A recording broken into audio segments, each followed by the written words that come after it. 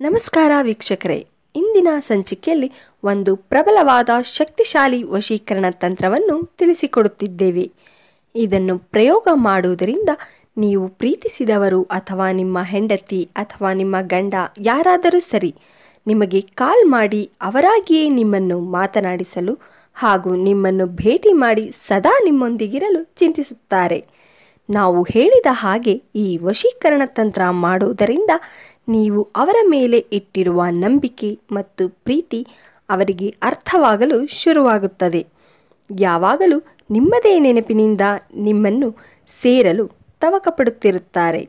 ಈ ಶಕ್ತಿಶಾಲಿ ವಶೀಕರಣ ತಂತ್ರವನ್ನು ನೀವು ಶ್ರದ್ಧೆ ಭಕ್ತಿಯಿಂದ ಮಾಡಬೇಕಾಗುತ್ತದೆ. ಈ ವಶೀಕರಣ ತಂತ್ರವನ್ನು ಮಾಡುವ ಮುನ್ನ ನೀವು ಅವರನ್ನೇ ನೆನೆಯುತ್ತಾ ಅವರ ಭಾವಚಿತ್ರವನ್ನು ಕಲ್ಪಿಸಿಕೊಳ್ಳುತ್ತಾ ಇರಬೇಕು.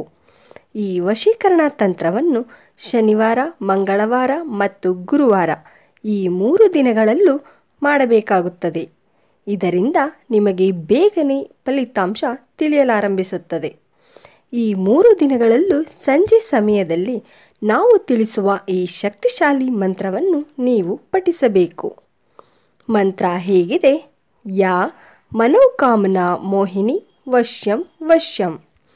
ಯಾ ಮನೋಕಾಮನಾ ಮೋಹಿನಿ ವಶ್ಯಂ ವಶ್ಯಂ. ಈ ಶಕ್ತಿಶಾಲಿ ಮಂತ್ರವನ್ನು ನೀವು 200 ಬಾರಿ ಪಠಿಸಬೇಕಾಗುತ್ತದೆ. ನಂತರ ನೀವು ಅವರ ಧ್ಯಾನ ಮಾಡುತ್ತಾ ಅವರನ್ನೇ ನೆನೆಸಿಕೊಂಡು ಮಲಗಬೇಕು. ಹೀಗೆ ಮಾಡಿದ ನಂತರ ಇದರ ಫಲಿತಾಂಶವನ್ನು ನೀವೇ ಗಮನಿಸಬಹುದು.